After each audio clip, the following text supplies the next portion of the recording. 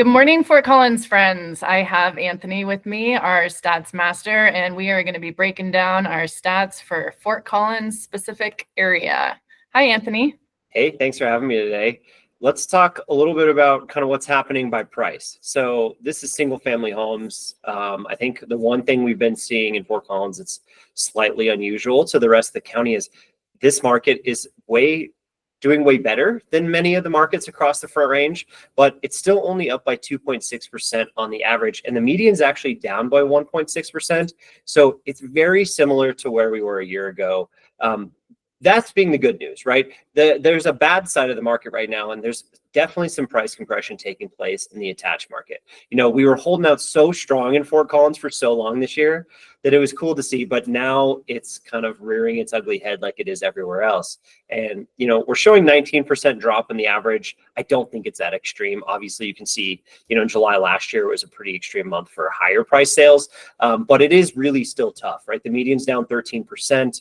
And if you switch over to this slide and look at it by price per square foot, we are showing an 8% drop in price per square foot. So the condo market is catching up to the rest of the state, and maybe not in a good way, right?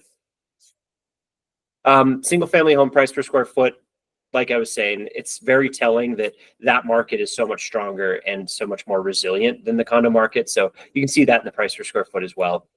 Krista, what's happening with the supply of inventory? Supply of inventory is still skyrocketing as we kind of go into these little bit slower sale months. But again, versus the entire Front Range, Fort Collins is looking still pretty positive. Our new listings up 9% here from last year, active and pendings to 22%. So yeah, good news about that is, you know, a lot of the other market is starting to feel a ton of expireds come on, but the new listings, we're not seeing that quite yet in Fort Collins. So I think that's a good sign. It means that inventory is not too high yet for sellers to participate, but going from that 370 to the 215 we went under contract with.